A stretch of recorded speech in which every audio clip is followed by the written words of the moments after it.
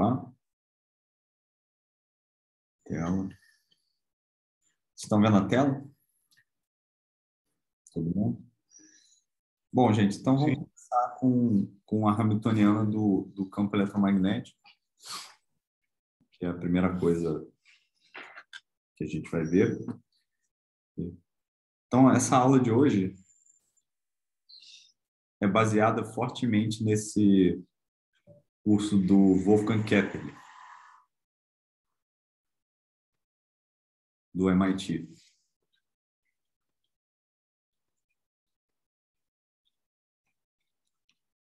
Aquele curso do MIT que eu falei na semana passada, não, na aula passada, né? Então, vocês podem ver lá, depois da minha aula, vocês podem ver o vídeo dele também. E a aula dele, por sua vez, é fortemente baseada nesse livro aqui, do Cohen-Tanud, Jacques Dupont e Gilbert Greenberg. Então, ele dá um tratamento bem rigoroso aqui da quantização do campo eletromagnético partindo das equações de Maxwell. Então, eu vou passar por isso tudo hoje, a gente vai fazer como se fosse um tour, né, por essas coisas, mas várias pessoas que estão aqui já sabem disso, então eu vou passar meio rápido. E, para quem não sabe, eu vou passar de uma maneira ligeiramente simplificada, que é mais fácil de entender a primeira vez. Mas quem quiser depois voltar lá e olhar os detalhes técnicos, é sempre muito bom. Então, a gente vai começar com as equações de Maxwell, de um curso de eletromagnetismo.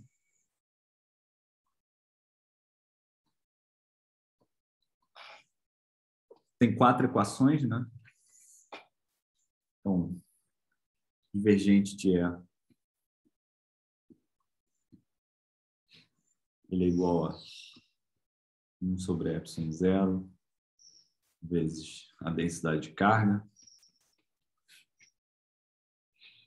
O divergente de B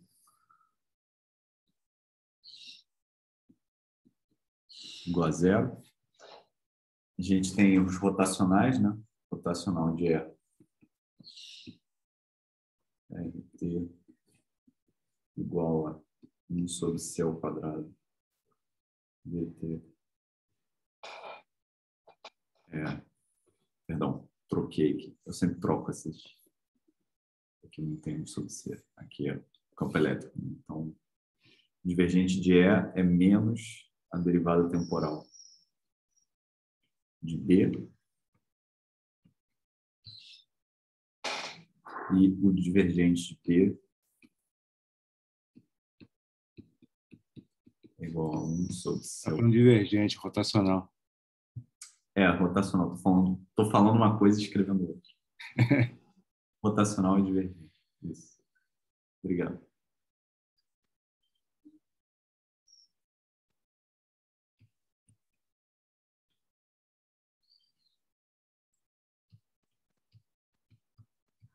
Mas em termos de corrente, né? 1 sobre epsilon zero C ao quadrado é J.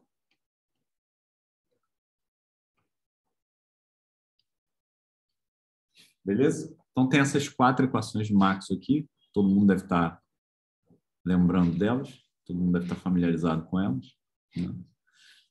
Tem interpretação muito simples para essas equações, só lembrando.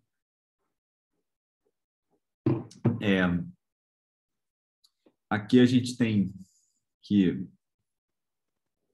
o divergente, né, de um campo vetorial, pelo teorema de Stokes, a gente pode interpretar ele como sendo o fluxo de linhas de campo através de uma superfície, né? Não vou escrever isso explicitamente, mas todo mundo pode lembrar assim. Então, a gente pode reescrever, usando o teorema de Stokes, isso aqui, de forma que essa equação aqui quer dizer que se eu pegar uma superfície de Gauss, né, o fluxo de linhas de campo elétrico que saem de dentro dessa superfície é função direta da densidade de carga, né, da quantidade de carga envolta por essa superfície aqui. Okay?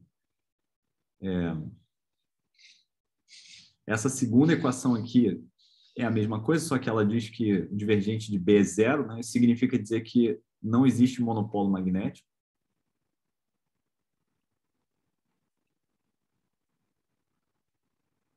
Né? O campo magnético não tem uma carga magnética do qual a gente tem linhas de campo saindo radialmente, né? E essas duas equações aqui estão relacionadas com o campo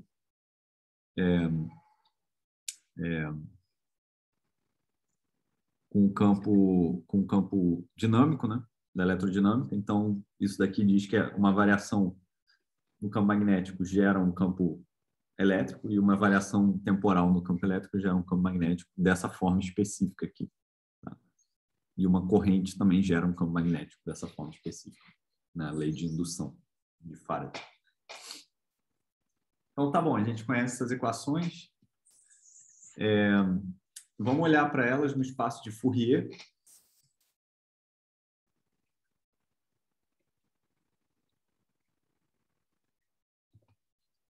No espaço de Fourier, a gente pode trocar esse operador diferencial, nabla, né, pelo vetor K. Eu estou implicitamente pensando numa expansão em ondas planas, onde o campo elétrico e o campo magnético são expandidos como funções do tipo E elevado a I, K escalar R. Certo? Você pode pensar numa cavidade, se você quiser, se você gostar de modos finitos, a gente vai falar sobre isso depois. Mas pode pensar no contínuo também, onde eu tenho um contínuo de modos, então eu tenho que somar, né? Fazer uma espécie de transformada de Fourier, né? Do campo elétrico e do campo magnético, então eu tenho que somar sobre um contínuo de vetores de onda. Mas o resultado disso, né, como toda boa solução de equação diferencial por transformada de Fourier, é que eu posso substituir o operador diferencial por um vetor K. Okay? Se alguém tiver alguma dúvida, gente, pode perguntar sobre isso. Eu estou só fazendo uma revisão bem calma aqui.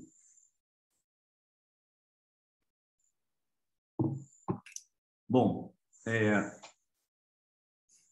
na verdade, desce um I vezes K, né?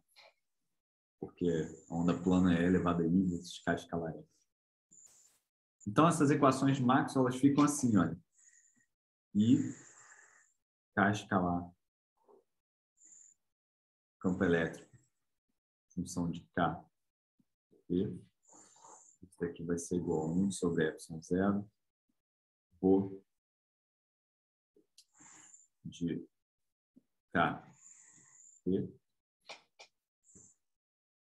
I, K escalar B, K escalar T, K vetor T, né? Isso daqui é igual a zero. A gente vai ter I, K vetor KT, isso daqui vai ser igual a menos DDT T, KT, e I, K vetor B. Isso daqui é igual a C ao quadrado de KT do T mais 1 sobre epsilon zero C ao quadrado, e aqui eu vou ter o J transformada de Fourier da corrente. Repara que, seguindo o livro do Cointanud, né, eu troquei a letra aqui, né, que era um E reto e um B reto, aqui é um E cursivo e um B cursivo. Né? Isso é um mini detalhe matemático que, quando a gente olha para a transformada de Fourier de uma função f de k, né?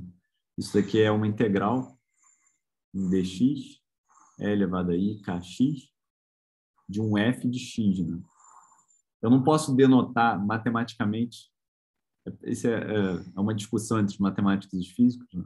Que se eu tenho uma função fzão de x, eu não posso denotar a transformada de Fourier dela para um fzão de k, porque para matemático isso daqui significa eu pegar a função f e substituir a variável x pela variável k em todo lugar que aparecer. Só que os físicos fazem isso o tempo todo, né? Que a gente não liga muito para essas coisas. Então, a gente, por exemplo, em mecânica quântica, a gente fala de psi de x e de psi de k, e isso daqui é a transformada de Fourier disso, e matematicamente isso não é aceito, porque significaria que eu estaria pegando a variável x e trocando pela letra k. Então, só para esclarecer, se tiver alguém que gosta de matemática assistindo aí, isso daqui é um detalhe, né, que a gente não vai se preocupar muito. O Cointanude, ele se preocupa com isso, então ele usa E cursivo para a transformada de Fourier do campo elétrico e um B cursivo para a transformada de Fourier do campo magnético. Mas aqui a gente vai usar o jeito físico, então se a gente tiver um X ou um K, isso vai definir a transformada de Fourier ou não, tá? da função.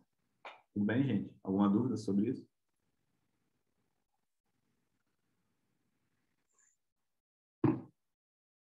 Então, repara que aqui, essas equações, né? Se eu pensar numa onda plana, né? Se propagando numa determinada direção com o vetor k, então está aqui meu vetor k, né?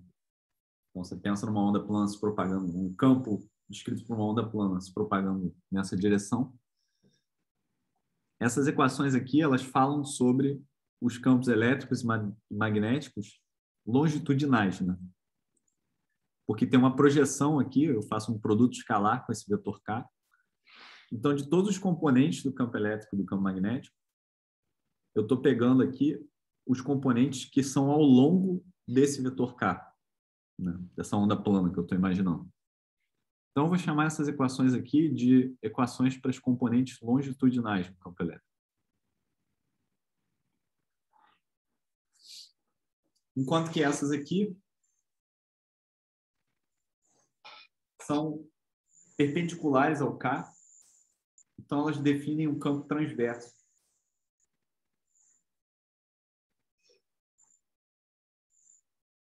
Todo mundo concorda? Porque aqui eu estou fazendo um produto vetorial, né? Então, o produto vetorial, né, com o vetor k vai matar as componentes que são longitudinais. Então, essas equações aqui, elas só dizem respeito a essas componentes transversas. E a gente pode relembrar lá do eletromagnetismo, né, que eu posso definir, por exemplo, se eu tiver um átomo, né, as componentes longitudinais do campo, eu posso escrever, né, soluções para essas equações aqui. Né, eu posso achar a função de Green para essa equação e para essa equação aqui e escrever as componentes longitudinais do campo elétrico e do campo magnético.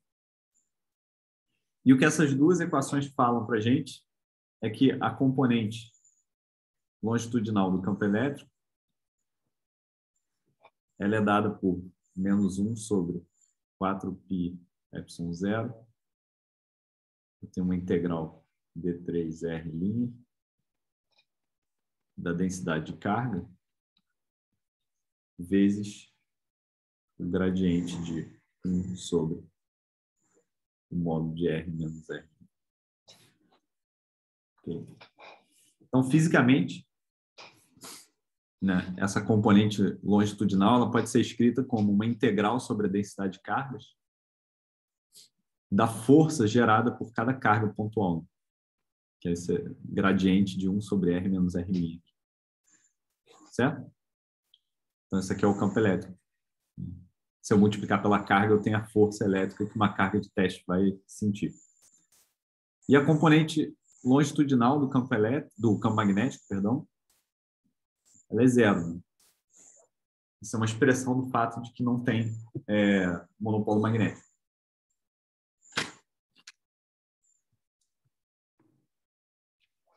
Esses campos aqui, seguindo a nomenclatura do nosso amigo lá, do Kettering, né?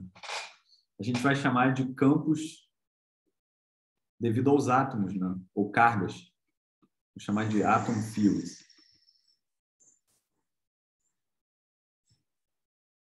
São as carguinhas que eu tenho, né? No espaço, uma certa densidade de carga ρ, elas vão gerar esses campos longitudinais. Okay. E as equações transversas, que eu posso escrever como sendo derivada temporal de B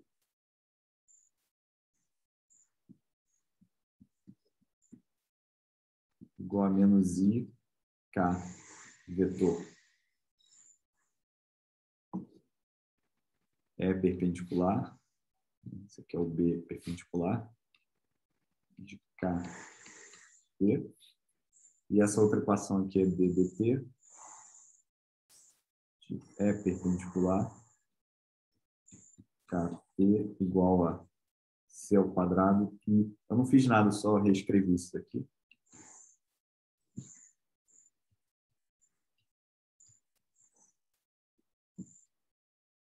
Essa outra equação aqui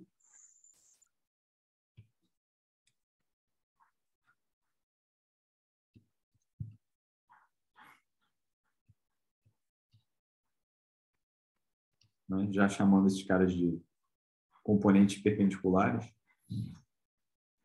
é o que a gente vai chamar de equações de radiação, não, campos de radiação.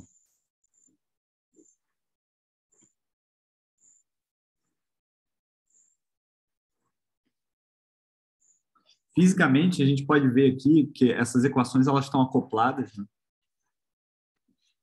Então, a gente pode ver que uma variação nesse campo B perpendicular, ele gera um campo elétrico, né? Esse campo elétrico, por sua vez, quando ele varia no tempo, ele gera um campo magnético, e essas equações elas meio que se retroalimentam, né? E aí, uma pequena variação temporal no campo elétrico vai gerando uma pequena variação no campo magnético e vice-versa. Então, isso é a base do que é a luz, né? Que é um campo elétrico e um campo magnético dependente do tempo, né? Não estático. Alguma dúvida, gente, até aqui?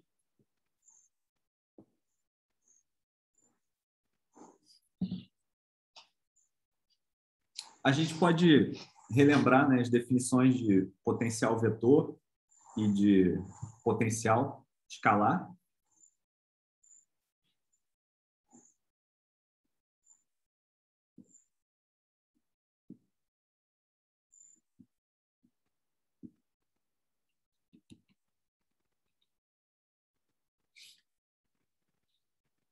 Então, basicamente, o campo elétrico e o campo magnético,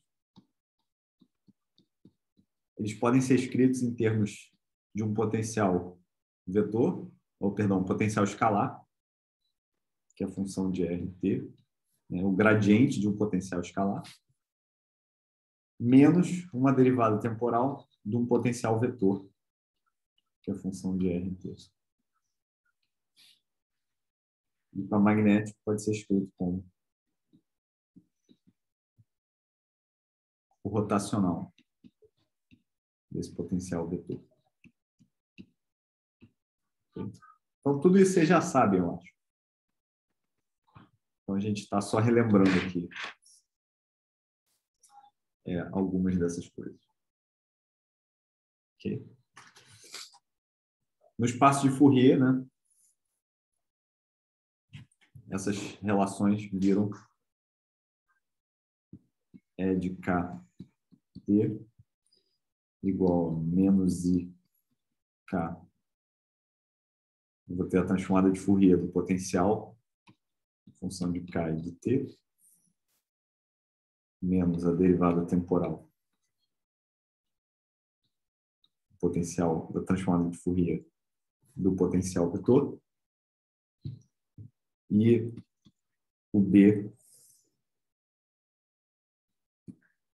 vai ser igual a IK vetor A. K. Okay. E aí, lembrando que existem infinitos potenciais vetores que definem os mesmos campos, né? Então, por exemplo, aqui no U eu posso tomar uma constante, né? E no A eu posso somar uma derivada, um gradiente, né? Isso vai me dar sempre o mesmo potencial vetor, perdão, sempre o mesmo campo magnético. Okay. Então tem essa escolha de gauge, né? E a gente escolhe esse gauge de Coulomb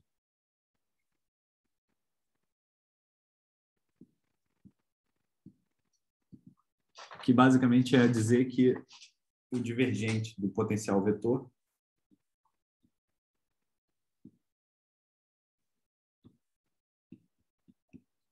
igual a zero, que no espaço de Fourier significa dizer que K escalar A igual a zero, né? Porque no espaço de Fourier, bom, I vezes K, mas tudo isso é igual a zero, então esse I aqui não faz diferença. Porque a gente quer falar. E isso daqui é a mesma coisa que dizer que o potencial vetor não tem componente longitudinal.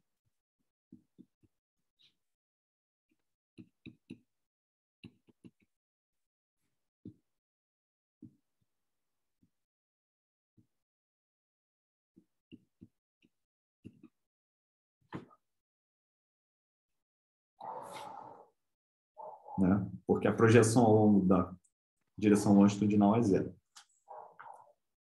Então, a mesma coisa que dizer que o A paralelo é sempre zero. Isso é uma escolha de gauge. Okay? Então, vamos contar quantos graus de liberdade... Oi, fala, Felipe. Rapidinho, e também reforçando a pergunta que o Bruno fez no chat. Ali em cima seria IK, não sei, você falou alguma coisa do I, só que eu perdi, e é o potencial vetor Sim, sim. K, né? Vetor R. Desculpa, eu estou confundindo aqui. Sim, aqui é AKT. Qual era a outra pergunta, Felipe? Desculpa. O I. Não te ouvi, cara. O I. Aqui um I? É isso? É. Sim, mas é o que eu falei. Esse I aqui, tanto faz eu colocar ele... Bom, sim, desce um I, K, escalar A, só que é igual a zero, né? Então, eu posso cortar ele da equação. Por isso que eu não botei o I. Obrigado. Não tinha visto o comentário do Bruno no chat. Troquei essa letra.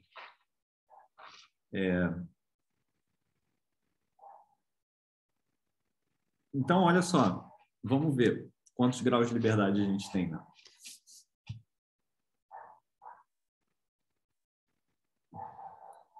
A gente tinha 3 componentes de um vetor E e 3 componentes de um vetor B.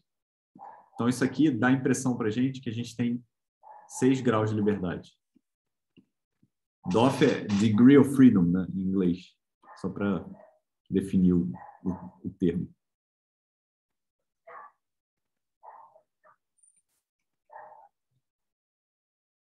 Grau de liberdade.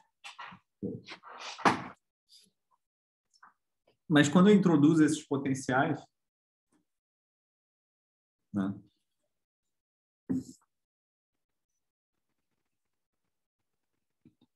a gente vê que a gente só precisa de 4 graus de liberdade, que são 3 graus de liberdade do potencial vetor em si, mais 1 grau de liberdade do potencial escalar. Okay. Além disso, eu posso escrever o potencial escalar como sendo 1 sobre 4π epsilon zero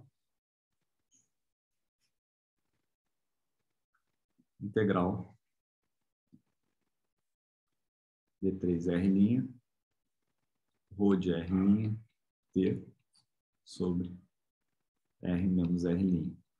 O potencial de Coulomb, né?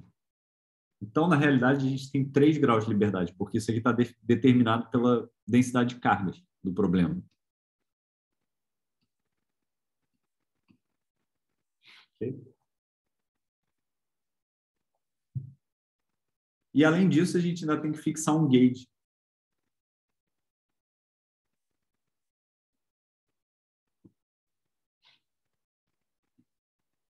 Que é o divergente de A igual a zero.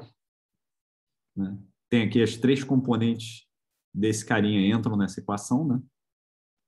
Só que dessas 3 componentes, elas estão amarradas por uma equação, então sobram 2 graus de liberdade.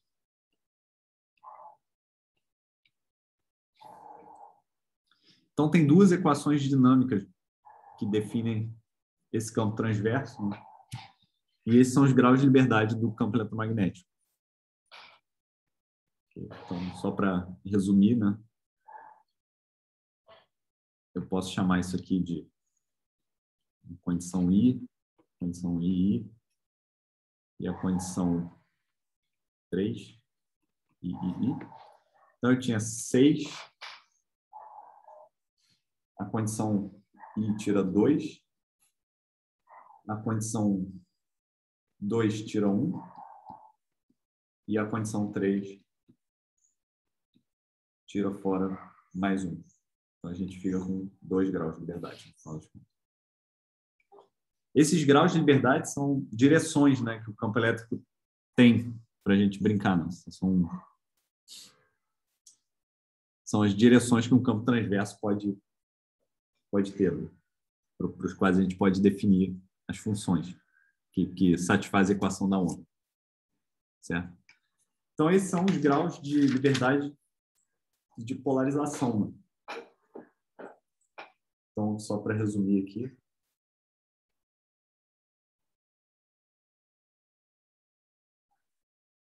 A gente tem só 2 graus de liberdade independente.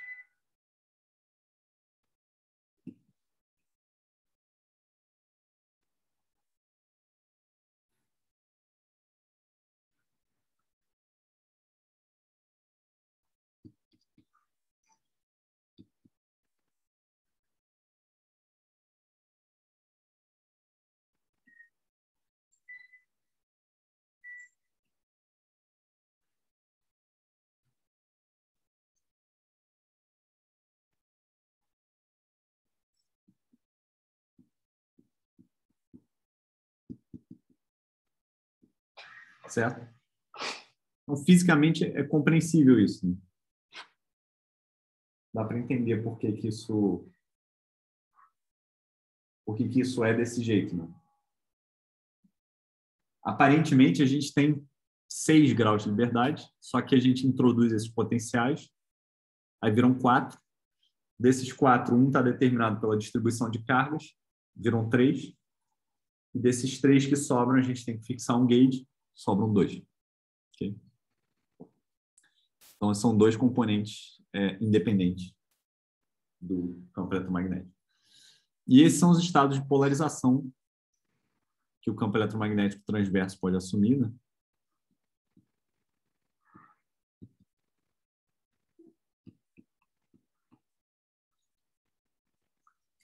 Polarização é um negócio que é fácil de entender classicamente. Né? A gente aprende polarização quando a gente estuda eletromagnetismo, né? E é definido como a polarização sendo a direção de oscilação do campo elétrico. Então, você tem 2 direções ortogonais que o campo elétrico pode oscilar. Né? E aí, essa é a definição de polarização. Só que, microscopicamente, eu acho mais conveniente definir a polarização como a helicidade do campo eletromagnético. Porque se eu colocar uma fase de π/2 entre o campo elétrico na direção vertical e na direção horizontal, é aquele papo que a gente estava discutindo na semana passada, né? Se eu tenho... Deixa eu mostrar para vocês. Eu tenho um campo elétrico assim, transverso. Então, vamos definir as direções. Então, eu tenho a direção Y. Na verdade, aqui tem que ser X, né? Senão eu vou ter um eixo trocado. E aqui é a direção Z, certo? E eu tenho uma onda plana, certo? Ao longo da direção Z.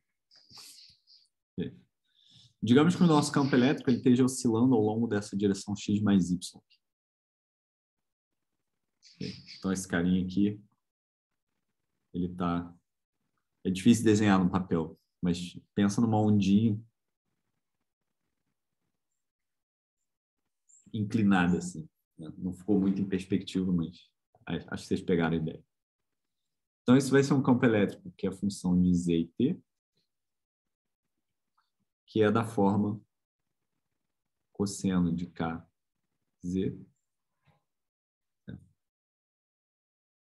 sei lá, menos ômega T, que é um campo elétrico propagante, né? Se propaga no tempo, vezes um vetor de polarização, que eu vou chamar de E diagonal aqui. E esse vetor de polarização E diagonal, eu posso definir ele como sendo vou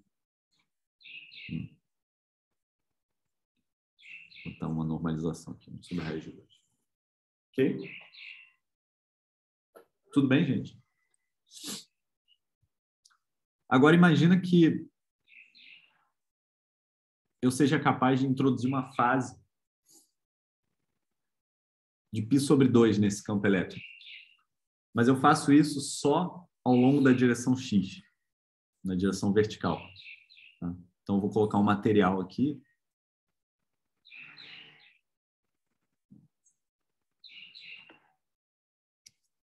Esse material, ele é... Vou chamar ele de λ/2. Okay? Significa dizer que ele vai defasar o campo elétrico vertical de meio comprimento de onda em relação ao campo elétrico horizontal. Okay? Então, essa fase ela vai aparecer só para o campo elétrico, para essa componente aqui do campo elétrico. Ela não vai aparecer para essa componente aqui. Okay? Então, o que vai acontecer com esse campo elétrico é que ele vai evoluir para o seguinte. Eu vou ter cosseno de KZ menos ômega T mais uma fase. Essa fase é π/2. E aqui eu vou ter seno de KZ, perdão, cosseno de KZ menos ômega T. 1 sobre raiz de 2. Agora, esse material, né, ele causou uma fase de π/2 aqui. π/2. Então, eu tenho cosseno de alguma coisa, mais π/2. Isso é cosseno A, cosseno B, menos seno A, seno B. Né? Então, isso daqui vai ser menos seno da coisa. Não é isso? Então, isso aqui vai ser 1 sobre raiz de 2. Aqui eu vou ter um seno do mesmo argumento. E aqui eu vou ter um cosseno do mesmo argumento. KZ menos ômega T. E isso daqui é um vetor, né, que conforme o tempo passa, né, isso daqui é um vetor que a fase vai variando linearmente com o tempo. Só que uma componente varia com seno, outra componente varia com cosseno. Então, isso equivale a um campo elétrico agora que gira. Não sei nem como desenhar isso. eu estou desenhando aqui a trajetória do bico do campo elétrico, conforme ele vai propagando. Então, aqui ele gira no sentido horário, né, digamos. Mas eu também poderia fazer a mesma coisa, girar no sentido anti-horário. Bastaria eu ter começado, ao invés dessa diagonal aqui, eu poderia ter começado com essa diagonal aqui. Diagonal, ortogonal. Aquele carinha. E aí ele ia girar ao contrário. Como é que eu vou desenhar? Aqui.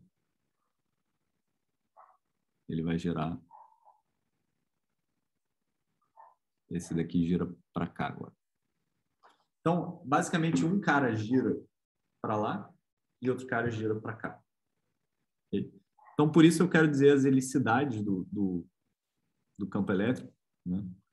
Ele pode ter helicidade mais 1 ou helicidade menos 1, dependendo se ele gira no sentido horário ou no sentido anti-horário, se você estiver olhando para ele, vindo de frente para vocês.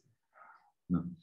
Então, tá aí, eu posso definir os 2 graus de liberdade dessa forma.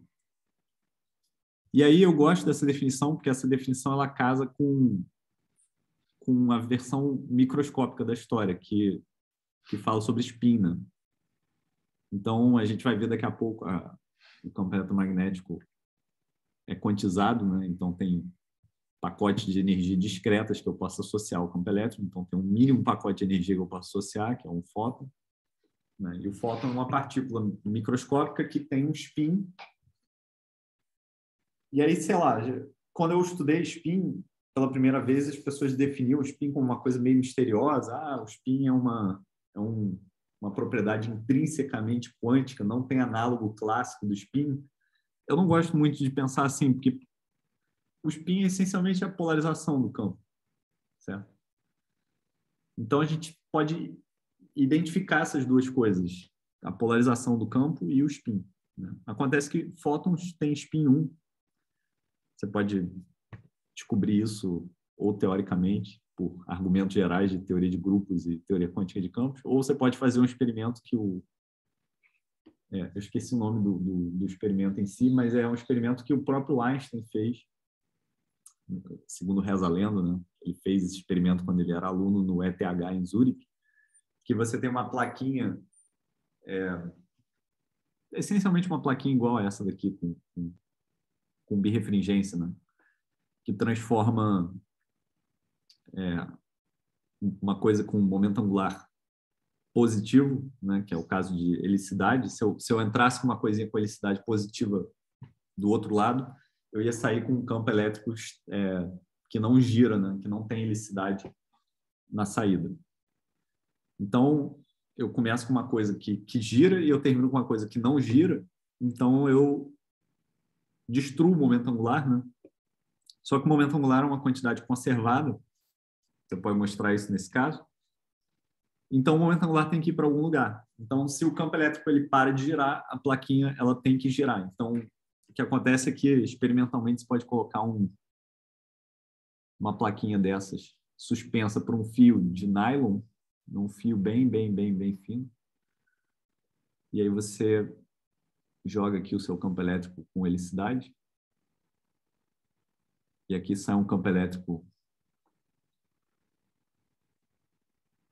que oscila só numa direção. Ele não tem mais helicidade, né? E aí essa plaquinha ela vai começar a girar com uma velocidade angular ômega. Não, o momento angular dela vai ser uma coisa tipo o tensor de inércia, o momento de inércia dela vezes ômega, né? Esse é o momento angular.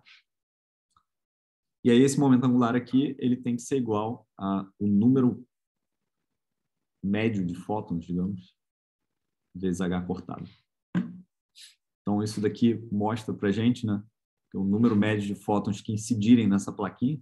Eu tenho a potência, né, eu tenho como falar em torque, eu tenho como falar em número médio de fótons por unidade de tempo, né? Então tem como medir o torque que essa plaquinha vai sentir. No final das contas, você tem como inferir que o campo elétrico, o campo eletromagnético, ele carrega H cortado de momento angular por fóton. por partícula, né? Por número médio de partícula aqui. Quer dizer, o número médio total N você multiplica por H cortado para obter o momento angular total desse carinha. Então, tem essa conexão entre spin e polarização. Tudo bem, gente?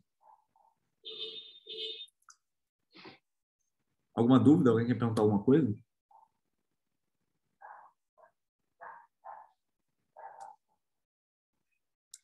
Bom, então tem essa conexão entre spin e polarização.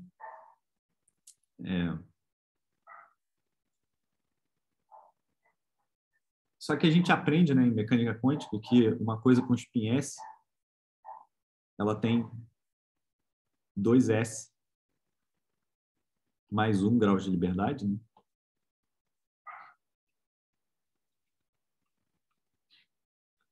Então, uma coisa com spin 1 teria 3 graus de liberdade. Só que isso não é o caso, porque o campo eletromagnético, as partículas do campo eletromagnético, são os fótons, elas têm massa zero. E aí, quando uma coisa tem massa zero, tem como você mostrar por argumentos gerais de relatividade também que ela só pode ter 2 graus de liberdade. Então, isso é uma coisa pouco explorada, eu acho, na graduação. O pessoal não fala muito disso, né? Eu tentei falar disso em alguns cursos de mecânica quântica que eu já dei, mas eu acho que lá não era bem o contexto para entrar em detalhes disso. Mas eu separei aqui para vocês, para mostrar para vocês. Ah, não, está aqui, na verdade. Tem esse livrinho do Wigner, Symmetries and Reflections, que é um livrinho muito bom. Esse aqui é o Eugene Wigner, um cara importante da mecânica quântica, né? Então tem esse livrinho, Symmetries and Reflections. Depois eu posso passar para vocês. Engraçado que eu acabei de notar que essa cópia que eu tenho, não é uma cópia que eu tenho, mas ela é da Universidade do Petróleo da Arábia Saudita, que é um negócio meio esquisito. Eu obtive essa cópia na internet, sei lá, procurando por esse livro em algum lugar. Então, aqui na página 56, ele fala sobre essa questão da polarização e do spin, né?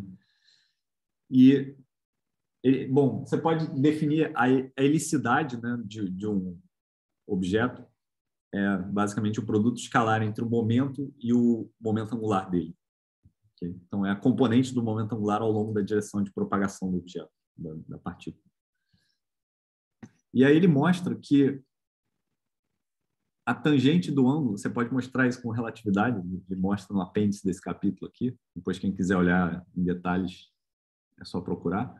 A tangente do ângulo entre o spin e a velocidade, ela satisfaz essa relação aqui. Então, quando uma coisa se propaga à velocidade da luz, essa tangente é zero. Então, você só pode ter duas componentes de helicidade para uma coisa que se propaga à velocidade da luz, que é a componente paralela à velocidade e a componente antiparalela à velocidade, que é o caso do fóton. O fóton tem massa zero.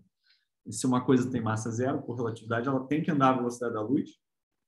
E se ela tem que andar à velocidade da luz, então ela só pode ter essas duas componentes de helicidade, paralela e antiparalela. Então isso explica por que o fóton tem grau de liberdade igual a 2, né? 2 graus de liberdade, porém ele tem spin 1. Né? Você também pode ver isso como sendo um fato de que o fóton tem massa zero, então você não pode se colocar no referencial do fóton, e aí você tem que necessariamente, você não pode olhar, não existe uma forma de você medir a componente de spin, a terceira componente de spin, né? Porque você não pode se colocar no referencial de repouso do fóton. Enfim, tem N formas de ver isso. Acho que essa é a forma mais simples. Está explicado aqui no Wigner, né? E o legal é que a física ela é toda consistente, né? Então, pela teoria de Maxwell, a gente chega nisso, de que só tem duas componentes, polarização, né? Você pode chegar por isso experimentalmente, tem esses argumentos gerais de relatividade. Depois, em teoria quântica de campos, aqueles de vocês que forem estudar ou que já estudaram, né, tem várias coisas. Né? Você pode escrever a lagrangiana do campo eletromagnético de forma invariante, né, em termos daqueles tensores, F-mini e tudo mais. E aí você você meio que é obrigado a colocar uma massa para o fóton, e essa componente de massa, né, ela tem como mostrar que ela é irrelevante, ela é um gauge. Você, enfim, eu não vou entrar muito em detalhes porque não é o foco aqui do curso, mas tem várias formas de entender isso. Então, alguma dúvida sobre isso, gente? Então, o campo eletromagnético tem duas componentes independentes, são as polarizações dele. A gente pode verificar isso experimentalmente, se a gente fizer um experimento.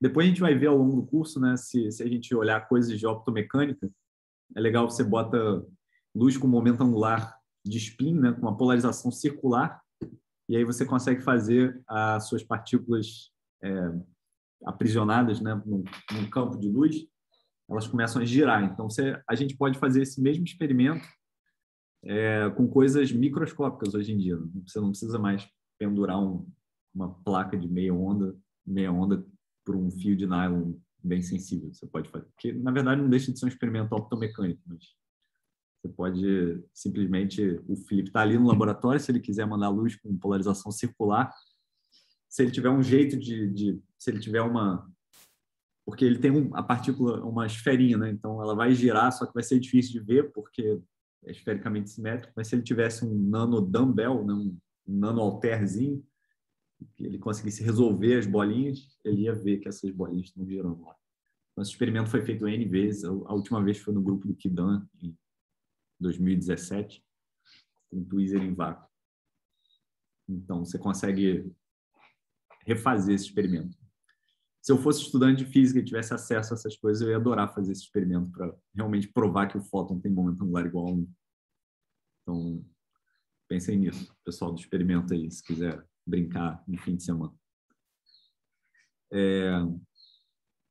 Alguma dúvida, gente, sobre isso? Só um comentário mais geral ainda também, antes da gente continuar. Esse lance da helicidade, dos spin 2, a gente pode fazer para a gravidade. Eu já fiz uma vez, está aqui nessas notas que eu já mandei para alguns de vocês. Enfim, gravidade é a mesma coisa, as equações de Einstein, né, são análogas às equações de Maxwell, né?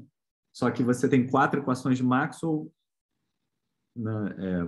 Eu posso fazer, das equações de Einstein, eu posso fazer 10 equações, e aí dessas 10 equações eu posso ir reduzindo, né, o número de graus de liberdade, eu posso fazer uma equação simbólica ou similar a essa, né? Eu começo com um campo gravitacional não estático, que seria uma onda gravitacional que tem 10 componentes independentes. Aí eu tenho conservação de tensor energia-momento, isso me reduz de 4, depois coordenadas, invariância transformada de coordenadas, me reduz mais 4. Enfim, o mesmo é completamente análogo. Na verdade, a relatividade geral em espaço curvo, quer dizer, relatividade geral de campo fraco, né? Pequenas perturbações em torno do espaço plano, é totalmente análogo à teoria de Maxwell.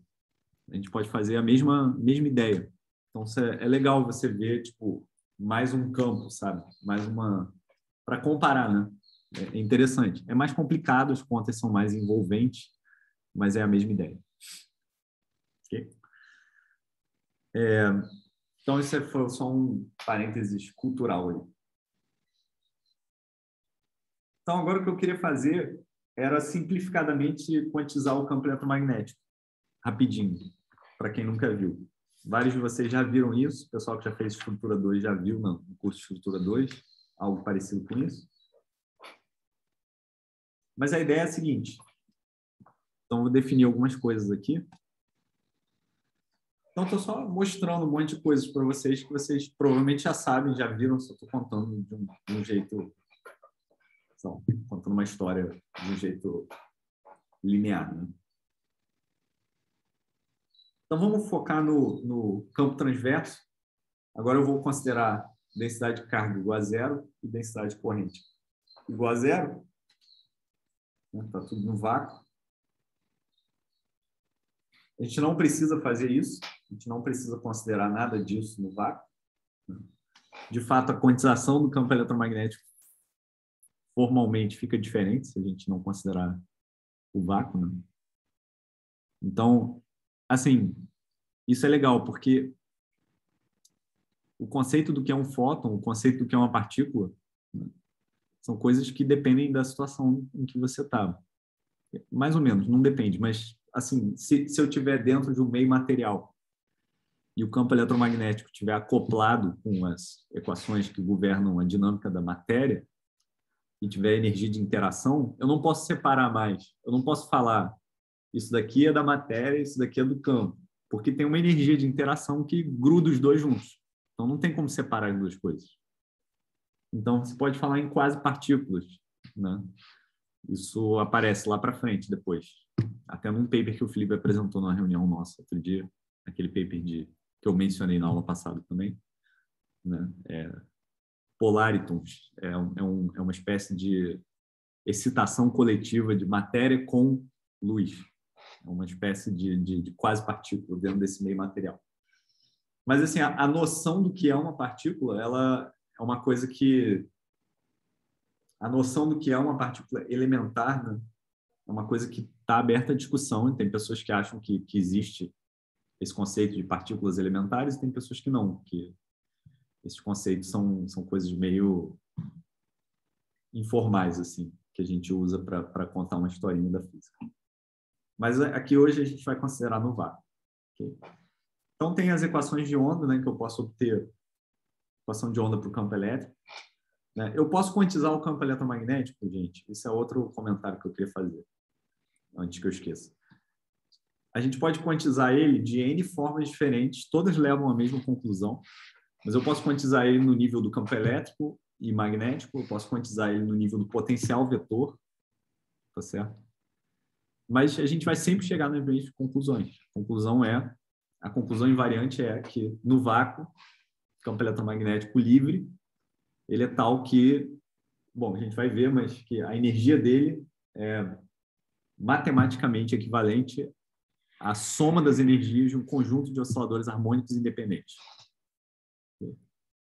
E aí, quando a gente quantiza esses osciladores harmônicos, né, quando a gente escreve essa energia em termos de modos normais, e a gente quantiza isso, vem toda a bagagem de mecânica quântica, de oscilador harmônico, e a gente chega à conclusão de que existe uma energia do vácuo e de que existe um gap entre a energia do vácuo e o primeiro estado excitado, e que a diferença de energia entre os vários estados excitados é sempre igual.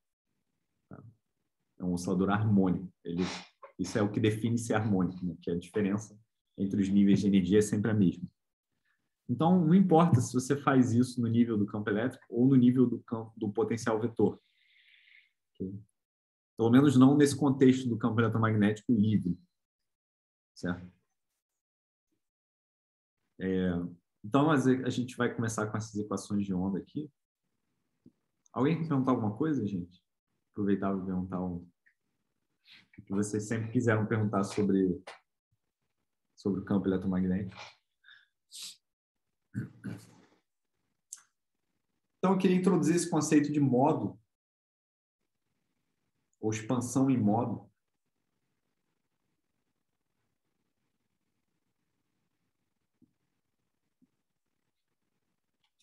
O que é um modo do campo eletromagnético? Eu tive muitas discussões sobre isso com várias pessoas ao longo da minha vida na física, porque no início as pessoas falavam, isso aqui é monomodo, isso aqui é um modo só. Não, quantos modos você tem? E eu não entendi o que era isso. Eu não conseguia abarcar esse conceito de modo direito. Ficava uma coisa meio mal definida, sei lá.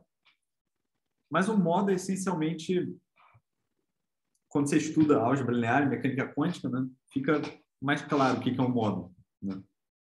Então, eu poderia chamar o modo é uma solução de uma equação diferencial que eu posso distinguir das outras. Certo? Então, no caso do contexto de eletromagnetismo, é um conceito meio vago mesmo, mas no contexto de eletromagnetismo, essa ideia de quantização do campo eletromagnético no vácuo, a gente vai considerar cada modo ele é definido por um vetor de onda e por uma frequência. Não, perdão, e por uma polarização. O vetor de onda está ligado com a frequência, né? Através da relação de dispersão. Né? O modo do vetor de onda é 2π sobre lambda, né? C igual a lambda vezes a frequência, né? A frequência, por sua vez, eu posso escrever como sendo ômega sobre 2π, né? Frequência angular ômega, né? Então, daqui eu consigo tirar aqui 1 sobre lambda. Isso aqui é 2π vezes, né? 1 sobre lambda vai ser ômega sobre C. Então, isso daqui está relacionado, né? Então, essas duas coisas estão relacionadas por essa relação de dispersão aqui. Mas voltando, então, o modo, ele é isso. Ele é um vetor de onda, K, né, em direção de propagação de uma onda plana, e a polarização dela.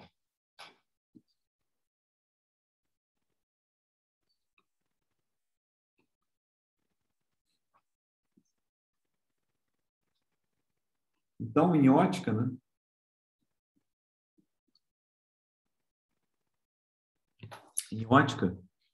quando a gente fala tal laser é monomodo, ele só tem um modo. O que isso quer dizer em ótica? Isso quer dizer que aquele laser só emite luz com comprimento, com vetor de onda K e com polarização epsilon. O que quer dizer, por exemplo, vários termos que a gente ganha acesso agora? Por exemplo, um glossário aqui de termos. Então, monomodo. Monomode. Quer dizer isso, que só tem um modo, aquela fonte de luz, ela só joga luz num modo só. Ou então, quando a gente estuda cavidade, né? Tem essa ideia de mode hopping. Não me lembro agora em inglês se hopping é com P ou com 2 P's, mas é você saltar de um modo para o outro. Quer dizer que você está excitando a sua cavidade com um determinado modo, uma frequência, um vetor de onda K e uma polarização epsilon, né? E, de repente, você pula para um outro modo, você excita um outro modo. Certo? A cavidade não está estável, ela, por algum desalinhamento lá, porque quando você entra, né, a cavidade ela atua como um filtro. Então, você tem o campo eletromagnético externo, que é basicamente, ele também define um modo, só que quando você entra com aquele laser dentro daquela cavidade, né, os modos que a cavidade define podem ser expressos como uma superposição dos modos do campo externo. Né? Ou melhor, o modo do campo externo pode ser escrito como uma superposição dos modos internos da cavidade. Então, dependendo, né, dependendo do alinhamento da cavidade, você vai favorecer a entrada, né, a filtragem de um modo específico da cavidade. Entendeu? E aí, se a cavidade mexer, esse modo vai mudar. Então, isso é mode hopping. É quando um vetor K e uma polarização podem se transformar em outro. Né? Depois, a gente tem como generalizar isso para o perfil espacial da luz. Porque, por enquanto, eu estou considerando ondas planas. Mas a gente vai ver, né? A gente pode ver depois que tem como incrementar essa história, né? E o próprio perfil espacial do campo eletromagnético transverso, ele satisfaz uma equação, que é a equação de onda paraxial, né? E essa equação de onda paraxial, ela assume várias soluções. Então, eu posso estender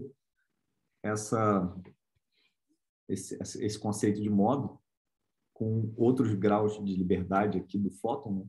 Por exemplo, o perfil de onda espacial.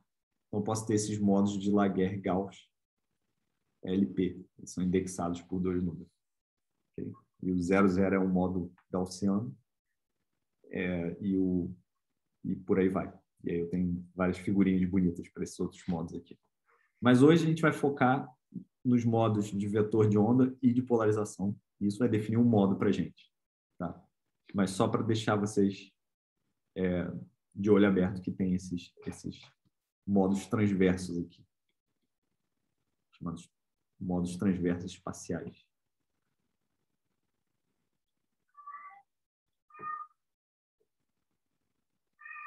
Então, está claro o conceito de modo, gente? O que é um modo? O negócio é multimodo. É uma lâmpada. O que quer dizer uma lâmpada é multimodo? Quer dizer que ela emite luz num espectro de vetores de onda muito grande e com uma polarização caótica. Ela é despolarizada, né? Se eu medir, às vezes eu vou achar uma polarização numa direção, às vezes eu vou achar outra, às vezes eu vou achar circular, elíptico e por aí vai. Então, é uma fonte completamente multimoda. Ela emite, é como se fosse uma cachoeira assim, que eu não controlo, que está saindo, sai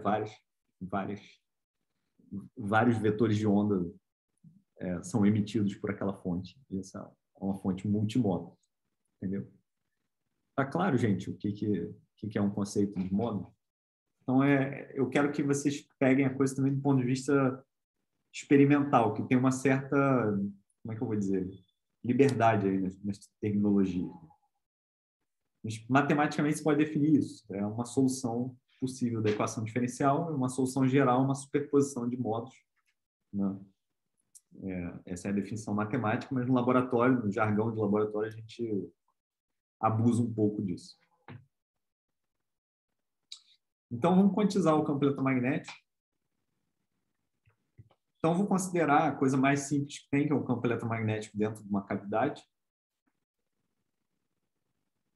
Só para o pessoal que nunca viu isso antes, é mais fácil de ver assim.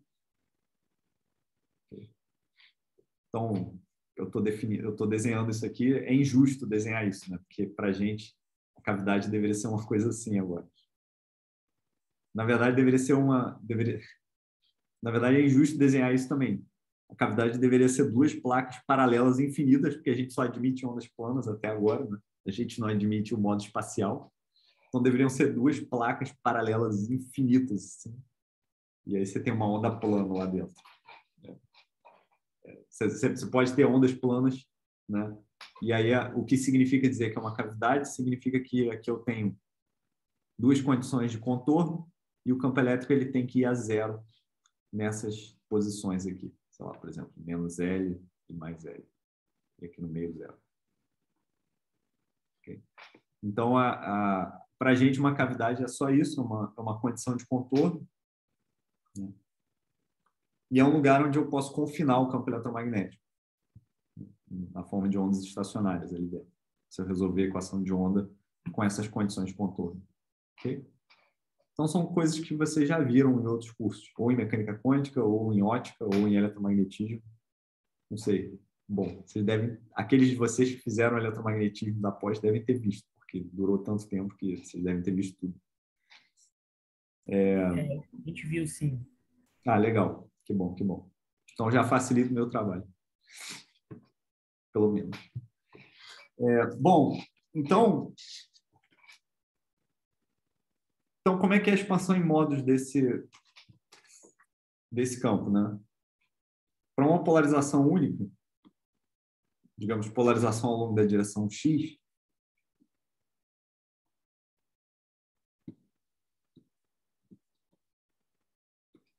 a gente vai ter o seguinte, o campo elétrico na direção X, ele depende da coordenada Z, ele vai ser uma soma em J de uma amplitude AJ, uma variável QJ de T, isso daqui é uma espécie de coordenada normal, né? Amplitude do modo normal, que eu vou chamar, que depende do tempo, vezes o seno de KJ vezes Z. Okay? Então, vamos lá, definições. Esse QJ de T é o que a gente chama de amplitude do modo normal.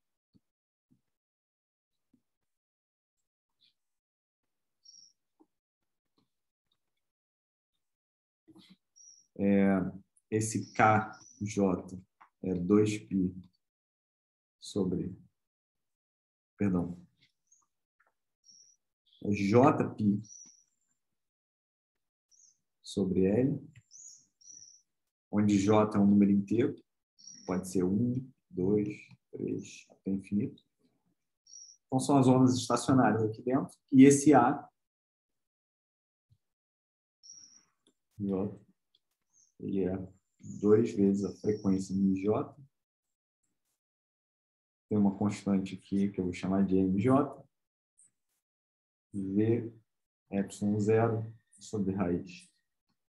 E esse NJ é igual a J π C sobre L. Okay?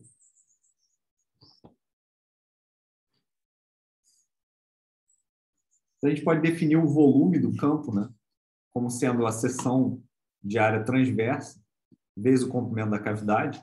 Isso é chamado volume do módulo. Isso é um conceito que aparece em ótica quântica várias vezes, em vários papers. Vocês vão ler, devido a um volume do módulo confinado, a gente conseguiu uma interação forte entre esses átomos. Não, o que eles querem dizer é isso, é que a seção transversa do campo vezes o comprimento é pequeno. Não, o campo, a intensidade toda ela chega a ser confinada num volume, que é essa seção transversa vezes esse comprimento. E aí a gente pode usar as equações de Maxwell para encontrar o campo elétrico, né? Aquela equação que diz que o rotacional do B é a derivada temporal do campo elétrico. Né? Alimentando isso dentro daquela equação, a gente acha a expressão do nosso campo magnético. Fala, Felipe. Antes de você continuar, eu posso perguntar, sei lá, para você falar um pouco mais sobre esse modo de amplitude normal, essa variável Q que você botou? Porque, tipo, quando eu penso num campo elétrico, né, numa cavidade, eu penso numa amplitude, Uhum. numa função seno, e beleza, tem que satisfazer aquelas condições de contorno nas extremidades. Só que esse Q aí, cara, eu sei que ele tem uma unidade de comprimento, e eu sei onde vai chegar, mas ele parece que foi jogado aí, tipo, sabe, de qualquer jeito, porque ele tem uma dependência temporal, então, tipo, de onde saiu isso, entendeu? Então, cara, é basicamente o seguinte: quando eu escrevo esse seno aqui, eu estou garantindo que ele satisfaz as condições de contorno no espaço. E esse Q aqui é um lugar para onde eu estou empurrando a dependência temporal do campo. Só que esse Q ele vai ter que satisfazer as equações dinâmicas do campo eletromagnético, ou seja, a equação de onda que está aqui em cima, certo? Então, o que a gente vai fazer é simplesmente, eu vou tomar uma atitude agnóstica em relação à dependência temporal, mas aí eu vou encontrar equações dinâmicas que governam elas, tá certo? E aí eu permito que cada modo tenha a sua dependência temporal específica, por isso que tem esse índice J aqui. Então, é só isso. É só uma forma de eu escrever o campo elétrico, dando ênfase nessa parte espacial aqui. Mas, claro que essa parte temporal também está definida pelas equações de Maxwell.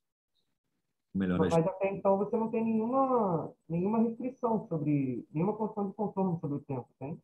não tem condição de contorno sobre o tempo, mas você tem que satisfazer a equação de Maxwell. E as equações de Maxwell dependem do tempo. Né? Tá, e mais ainda, esse Q, tudo bem, ele é uma equação que vai satisfazer a sua dependência temporal. Mas ele podia ter qualquer outra dimensão, né? Por que dimensão de comprimento? Porque, Ele tem dimensão de comprimento? então, tem, né? Porque eu tava lendo mais cedo hoje, aí eu sei Aham, mais ou menos onde você vai chegar, e aí ele fala, né, que esse Q, ele chama de Qzinho, né? Um Q minúsculo. aham. Ele tem dimensão de comprimento, aí blá blá blá, aí você vai chegar no operador de posição, blá blá blá. Então Só que, esse cara daqui tem dimensão de volts por metro quadrado. Que é, não sei se volts, mas volts por metro quadrado, sim, sim, é, sim, sim. tem que ser, porque o campo elétrico é volts por Isso, metro. isso, isso. Cara, e, de novo, se eu empurro a dependência temporal para cá, eu posso empurrar qualquer dependência dimensional para cá. Né? Então, eu posso escolher essa amplitude do modo normal aqui para depender do comprimento, né? Para ter dimensão de comprimento, empurrando qualquer outra dimensão que eu quiser para dentro desse AJ aqui. Inclusive, tem essa definição aqui dessa amplitude aqui. Exatamente. É só uma forma de escrever que é completamente livre, entendeu? Eu não perco nenhuma generalidade fazendo isso. Agora, por que as pessoas fazem assim? Claro que você pode quantizar o negócio, ele vai ter as mesmas equações no oscilador harmônico, se você quiser, mesmo que eles não tenham dimensão de comprimento, né? Esse procedimento de quantização que a gente vai fazer, independente da dimensão da quantidade que a gente está considerando. Mas eu posso fazer isso, acho que para enfatizar essa analogia com o oscilador harmônico, né?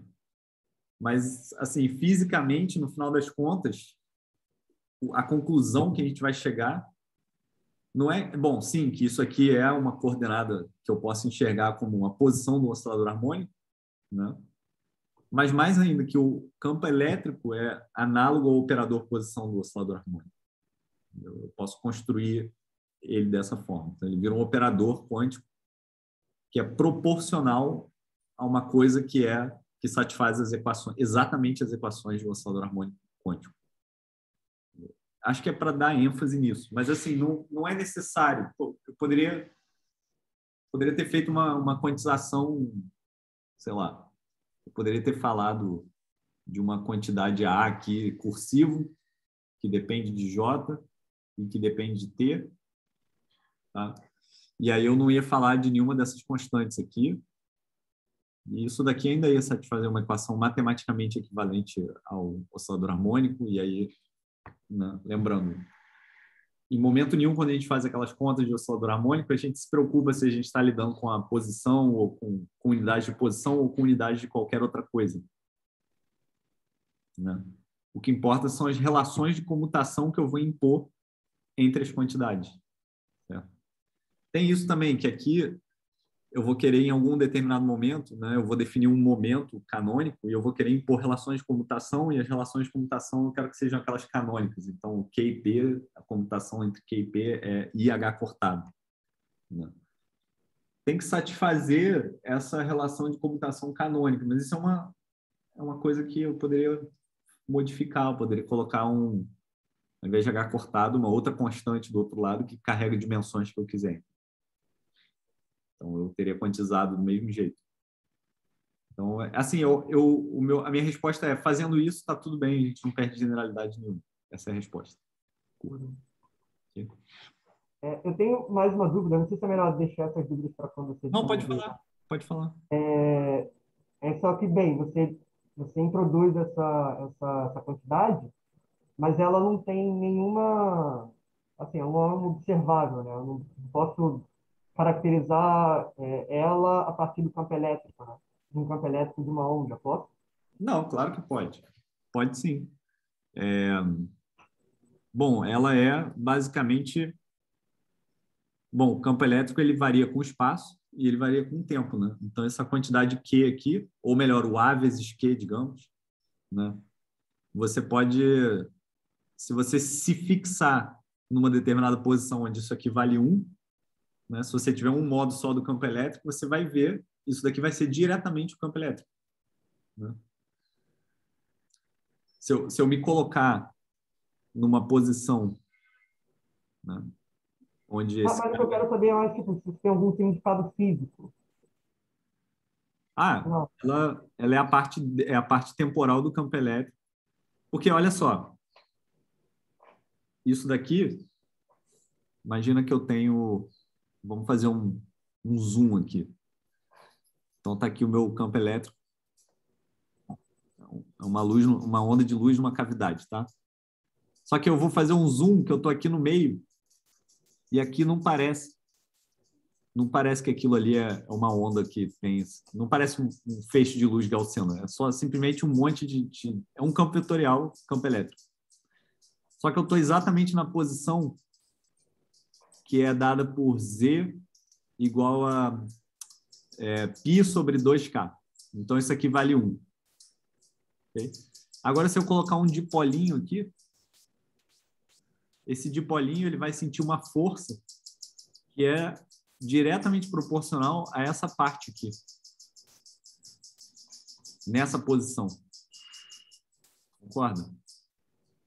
Ou uma carga, se eu puser uma carga aqui também, ela vai sentir uma força que é diretamente proporcional a essa parte temporal. Ela vai ficar oscilando, né? E as amplitudes dessa oscilação, a menos de algumas constantes que são definidas pela lei de Newton, que eu vou ter que usar para descrever o movimento dessa carga ou desse dipolo, pelas leis de Newton, né? Eu tenho como, observando a posição desse dipolo, a posição dessa carga aqui, eu tenho como recuperar essa função aqui fisicamente. Então, isso é um observável, sim. Então, eu posso medir isso, sim, com uma carga de teste, ou com um parzinho de cargas de teste, que vai ficar oscilando lá. Então, eu diria que isso é um observável. Isso tudo aqui é um observável, né? Eu posso mover essa carga de teste para lá, e aí eu vou ser sensível a essa parte aqui. Fazendo variações espaciais, né? Vendo como é que o campo varia espacialmente. Entendeu? Então, aqui, sei lá, claro que isso daqui vai entrar como uma variação da amplitude total dessa força que essa carguinha vai sentir, mas eu faço um mapa disso tudo, eu consigo mapear, tipo, eu consigo medir experimentalmente. Esse é maneiro, é um exercício legal, você sempre pensar no que você pode medir e como você vai medir, né? Então, eu posso fazer isso, posso pensar numa formiguinha elétrica lá que tem carga de teste à disposição, ela vai lá e mede. Entendi, valeu. Beleza. Então, voltando, esse cara daqui eu posso substituir na equação de Maxwell e tirar o campo magnético. Ô, Thiago, Fala aí. foi mal. Você falou o que que é o MJ? Não falei e eu joguei ele por debaixo do tapete, na verdade. O MJ, ele é alguma coisa com... Porque, no fundo, o que a gente faz aqui é definir... De novo, eu poderia ter definido esse A cursivo J aqui e ter seguido tudo em relação a isso, né? Mas eu quis fazer esse QJ aqui com dimensões de posição, que nem o Felipe estava falando. Então, para isso, eu tenho que introduzir um MJ que tem dimensão de massa aqui. Então, esse carinha ele tem exatamente dimensão de massa. Certo? Então, basicamente é isso. Você tem, né, liberdade dentro dessa definição desse QJ aqui de fazer aparecer as dimensões que você quiser no pré-fator. Okay? Então, esse cara meio que tá amarrado junto com esse Q aqui. Basicamente. Entendi. Obrigado. Nada. Mais alguma dúvida, gente? Isso tudo é construído para fazer com que a coisa fique ridiculamente parecida com o oscilador harmônico. É construído dessa forma. Você constrói esse Q e esse MJ, você define desse jeito. Né? Mas isso é uma coisa que não muda nada da física. Porque o QJ tem uma definição, tem uma amplitude que você pode definir do jeito que você quiser, basicamente. Quer dizer, tem que satisfazer as equações de Maxwell e tudo mais, mas se isso for satisfeito, então está tudo bem. Bom, então, calculando o B, esse B aqui, ele é também uma soma em modos. Eu vou ter o mesmo AJ aqui. Aqui eu vou ter Q ponto J, ε0 sobre KJ. E aqui eu vou ter cosseno de KJ. Então, lembrando, né? A equação tinha alguma coisa que dizia o rotacional de E é a derivada temporal do B. Né? Então, o fato de que eu tenho um rotacional vai fazer com que esse seja a componente Y do campo magnético. Eu tinha a componente X do campo elétrico, então vou ter uma coisa perpendicular no plano transverso, né? Porque essas são as equações transversas do campo eletromagnético. Né? Então, aquele rotacional faz aparecer esse B de Y. Esse carinha aqui aparece também por causa da derivada espacial. E esse carinha aqui, que é ponto, aparece por causa da derivada temporal do campo elétrico. Ou do campo magnético, né? Dependendo da equação que eu estiver olhando. Ok? Então, agora, o que a gente tem que fazer é calcular a energia desse campo transverso. Então, a energia, que eu vou chamar de hamiltoniana,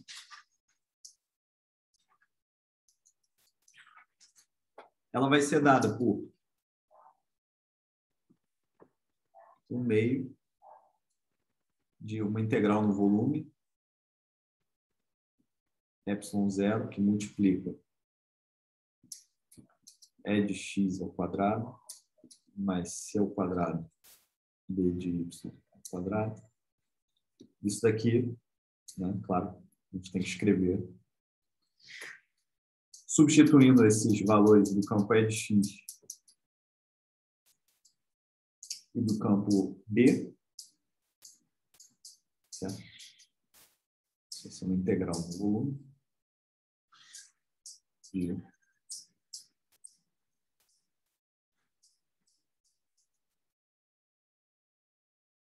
Bom, agora tem que substituir esses caras aqui dentro, né?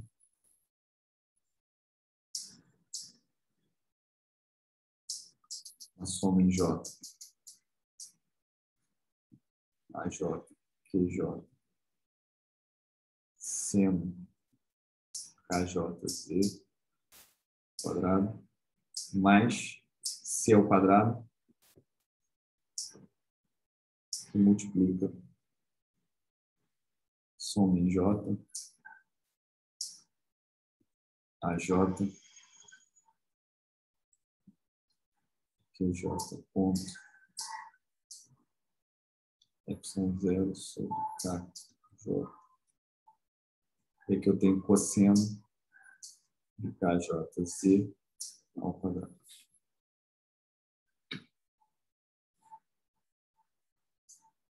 Okay? Bom, isso aqui a gente pode quebrar em várias partes, né?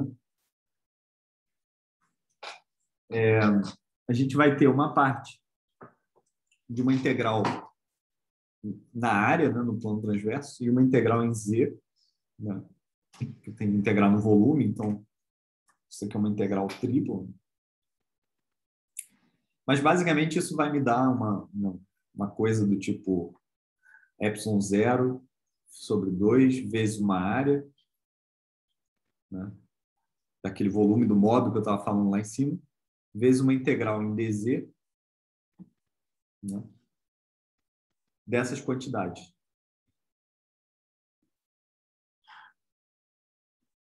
Mais c ao quadrado vezes c. Okay.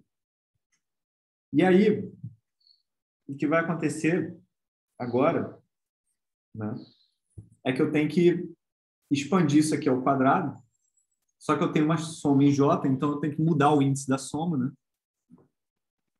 Então eu vou ter uma coisa do tipo uma soma em I e em J. Aí eu vou ter, por exemplo, nesse primeiro termo aqui. Esse primeiro termo. Eu vou ter AI vezes AJ, QI vezes QJ. Gente, vocês estão vendo isso, né? Olha só como é que é a vida de dar aula em casa. Tem um gato em cima da minha cadeira se pendurando loucamente.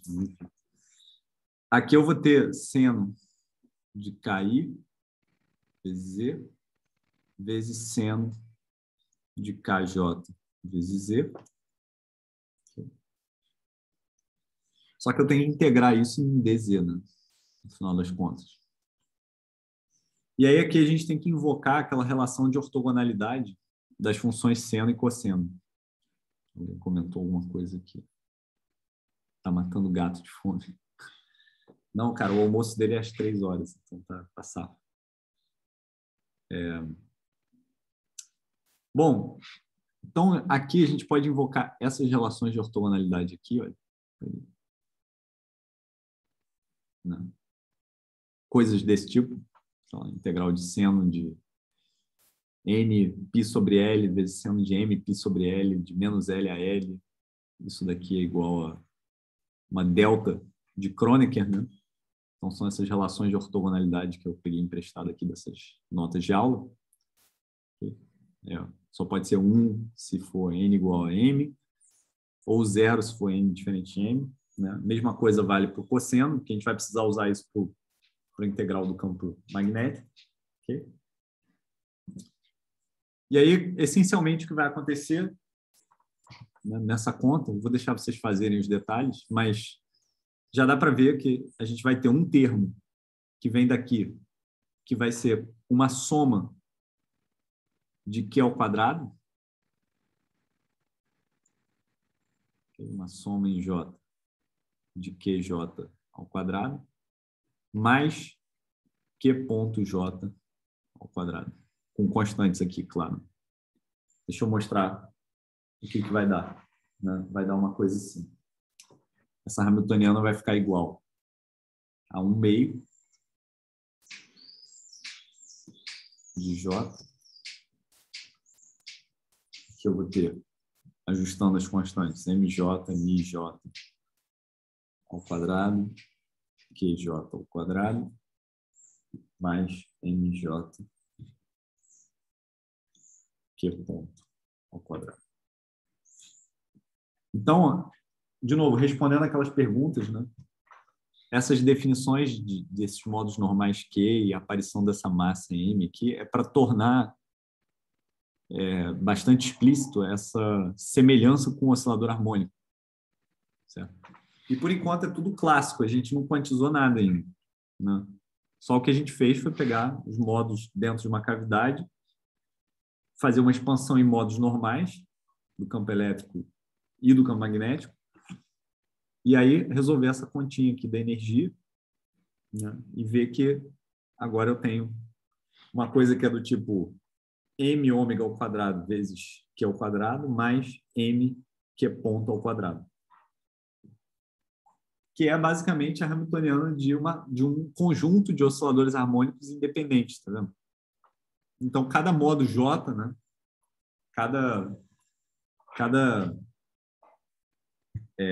frequência que a cavidade admite, né, que é indexada por esses modos J, tem a energia de um oscilador harmônico. Okay? Clássico, por enquanto. Tudo bem, gente? Até aqui? É uma conta que a gente tem que fazer. Né? Eu vou deixar vocês fazerem. Se alguém tiver dúvida na aula que vem, por favor, traz. É só substituir essas coisas aqui dentro. Aqui dentro da hamiltoniana. Né? Bom, e aí agora a gente pode escrever coisas do tipo... A gente pode quantizar, né, o campo eletromagnético. Né? Eu posso definir o momento PJ como sendo MJ, QJ ponto. Então, essa é uma definição de momento. Ok? E aí eu posso impor relações de comutação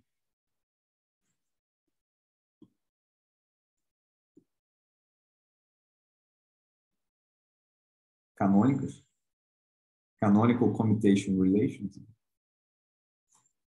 que são QJ, PJ linha, isso daqui é igual a IH cortado, delta J, J e QI, QJ,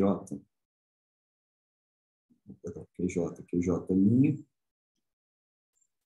igual a PJ, PJ linha, que é igual a zero.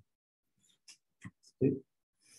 Então, o que eu estou fazendo aqui, né? Basicamente? Cada modo é tal que a posição, né? Posição, entre aspas, porque não é posição, é um modo normal do campo eletromagnético, e o momento associado satisfazem uma relação de computação canônica, né? Tipo IH cortado, e modos separados comutam. Então, implicitamente, eu estou falando aqui que cada modo define um espaço de Hilbert, né? Esse espaço de Hilbert, um estado qualquer do campo eletromagnético mora no produto tensorial desses espaços de Hilbert todos, né? E cada espaço de Hilbert, correspondente a cada modo, satisfaz essas relações de comutação, né? A posição e momento associado satisfaz essa relação de comutação e correspondem a um oscilador harmônico simples e independente. Okay? E aí a gente pode definir operadores de criação e aniquilação, né? Dessa forma. Posso falar que AJ é elevado a menos I em JT. Isso daqui é igual a, definindo como sendo 1 sobre raiz de 2m JH cortado em J, MJ, MJ, QJ mais I, PJ.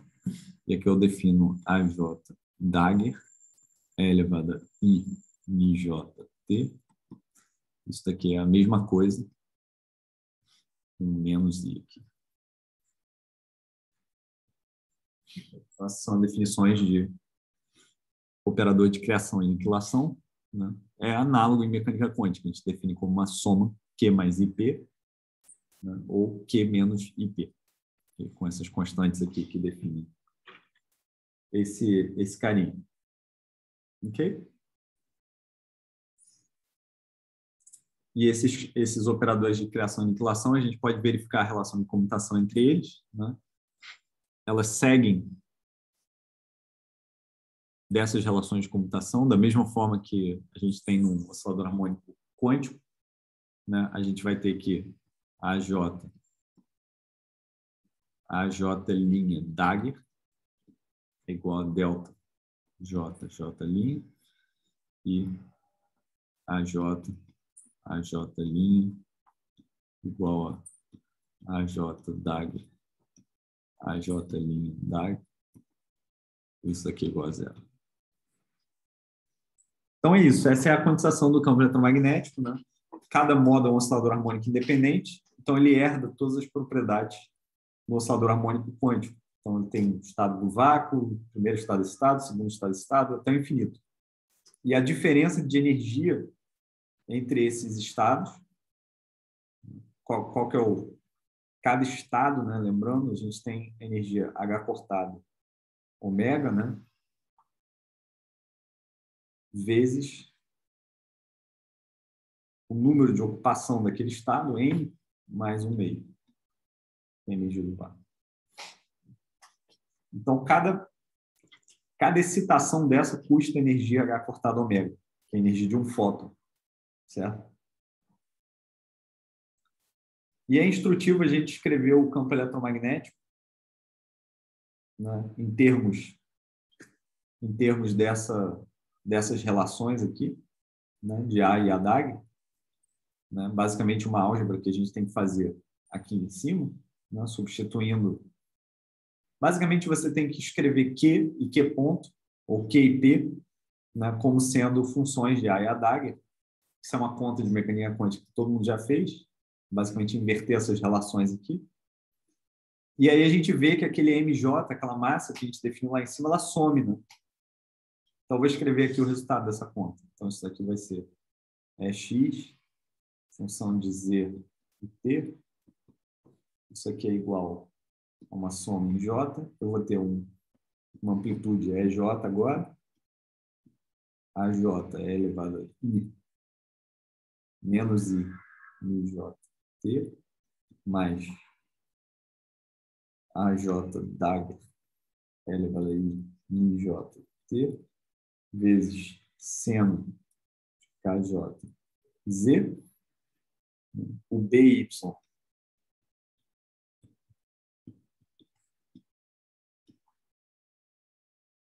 vai ser igual a uma soma em J, eu vou ter menos I, e eu vou ter ε0C, EJ, aqui eu vou ter a mesma coisa aqui de cima, só que com menos, e aqui eu vou ter um cosseno. E esse E cursivo, EJ, ele depende só da frequência, ele vai ser H cortado em J, divididos por ε0 vezes V. É o campo elétrico de um fóton. Esse aqui tem dimensão de campo elétrico. Ok? Então, você vê que no final das contas, né, eu termino com esses operadores de criação e aniquilação, que não tem dimensão de nada. Você pode ver que eles não têm dimensão aqui pelas relações de comutação deles, né? Depende de delta J, J', né? E aquela massa que a gente definiu só para poder fazer com que aquele modo normal tivesse dimensão de comprimento, que o Felipe estava falando, ele some da equação. Ele não aparece mais, né? Agora, tudo isso é um procedimento meio... Tem várias pessoas que não gostam de quantização porque não é um procedimento matematicamente bem definido, né? Quer dizer, não é um procedimento único, não é uma coisa que está escrito assim, não está escrito em lugar nenhum, olha, tem essa regra aqui que você pode usar para quantizar a sua teoria e vai ficar tudo bem. Não. Quantização é sempre assim, é uma teoria. Você começa com as equações clássicas, né? E aí você, por algum tipo de argumentação, escreve a teoria quântica em cima daquelas equações clássicas, né? Não tem uma forma, não tem uma receita, né? O que a gente precisa é comprovar que essa teoria quantizada é verdade, né? Que ela é consistente com resultados de experimentos que você possa fazer no laboratório, né? Alguém poderia, no início dos tempos, ter psicografado esses campos aqui, falado, olha, o campo eletromagnético vem em pacotes discretos de energia, né? De fato, o Planck fez isso, ele declarou isso no início. Ele falou, agora o campo eletromagnético só pode vir em H cortado ômega de energia. Não tem nenhum valor no meio, né? Ele declarou isso. Ele foi levado a isso para poder explicar o resultado de um experimento. Mas ele podia ter escrito isso aqui, o campo elétrico e campo magnético tem essa cara, esses operadores aqui satisfazem isso, são observáveis. Isso daqui é o campo elétrico de um único fóton dentro da cavidade, blá, blá, blá, blá. Está aqui a teoria quântica. Agora a gente tem que ir para o laboratório e derivar consequências teóricas dessa teoria, né? E provar essas consequências teóricas ou refutar elas com experimentos. Tá certo? Então, isso foi alvo de discussão durante anos, né? Porque as pessoas não aceitaram de cara assim, uma teoria quântica do campo eletromagnético. Então, demora anos para você estabelecer isso. É um trabalho de anos, né? Mas, olha, uma consequência, né, uma consequência óbvia do que a gente está falando é essa quantização do campo eletromagnético, da energia, né? A existência de fótons. Então, se eu tiver um único fóton, uma única excitação do campo eletromagnético, ela não é divisível. Não tem como eu obter um pacote de energia com metade da energia. Tem meia energia, tem meio fóton. Então, junto com uma teoria da interação da radiação com a matéria, eu tenho que agora descobrir como é que eu faço fótons e como é que eu provo experimentalmente que eles são realmente, de fato, quantizados, né? Isso seria uma evidência de que essas equações que a gente escreveu são reais, de que elas descrevem o campo eletromagnético de uma forma correta, né? E a gente vai lidar com isso ao longo das próximas aulas. Enfim, a gente vai ver uma série de fenômenos que essa teoria quântica do campo eletromagnético descreve e que a gente precisa dessa teoria para explicar esses fenômenos no laboratório, né? Desde experimentos de fóton anti-bunching, né, que é, ou basicamente a ideia é, se eu tenho um beam splitter, eu mando um fóton, só um detector pode clicar, porque não existe meio fóton, né? Isso é chamado fóton anti-bunching.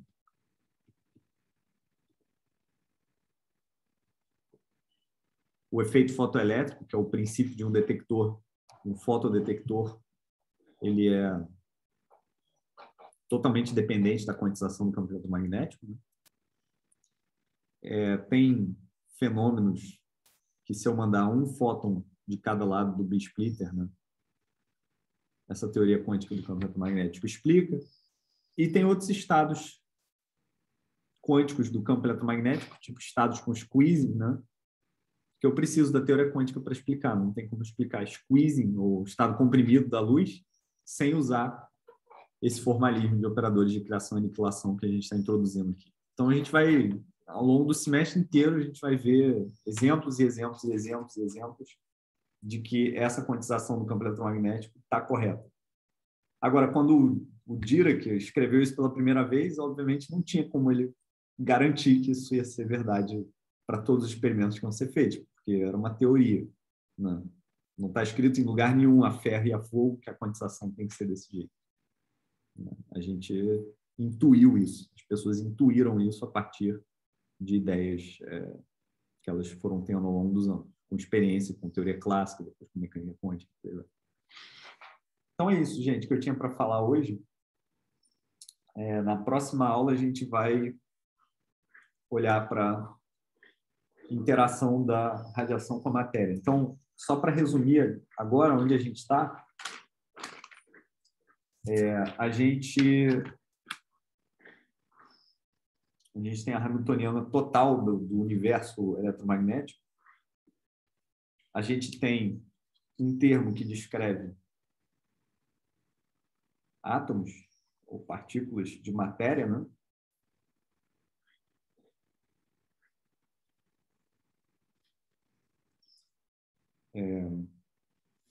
A gente tem uma parte que descreve a energia do campo eletromagnético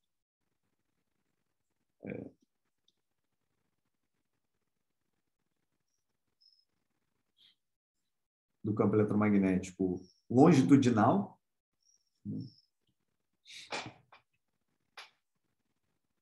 Aqui, por exemplo, a gente tem coisas tipo energia de Coulomb.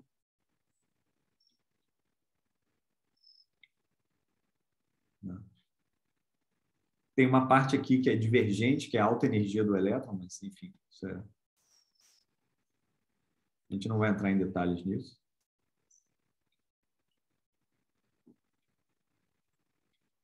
Que é a energia de uma carga pontual infinitamente pequena, né? Ela diverge. Então, isso daqui é um problema que assombrava o Coulomb, assombrava o Lorentz já nos anos 1900. O pessoal da eletrodinâmica quântica, Schwinger, Tomonaga e Feynman, resolvem esse problema de outras maneiras. E hoje o que a gente focou, só para botar em perspectiva, né, é essa parte da energia do campo transverso.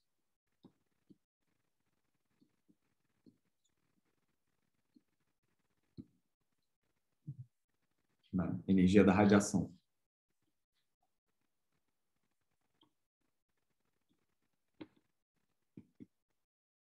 E hoje a gente viu que isso daqui é basicamente da forma H cortado ômega J,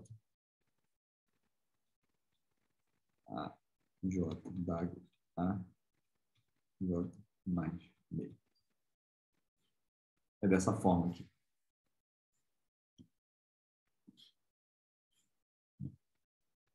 A gente fez isso dentro de uma cavidade, vocês podem fazer isso no espaço livre, se vocês quiserem. Inclusive é um exercício legal. Ou vocês podem tomar uma cavidade e fazer o volume dela para infinito. Enfim, o fato é que você pode introduzir, né, um volume de quantização muito grande, o volume do universo, se você quiser, e mandar esse volume para infinito, mas no final das contas, tudo que envolve esse volume tem que sumir. Você nunca pode ter um volume infinito nas suas contas. Eu digo isso por experiência própria, porque quando eu trabalhei naquele artigo de gravitação, eu tive que introduzir um volume de quantização e eu fiquei preocupado.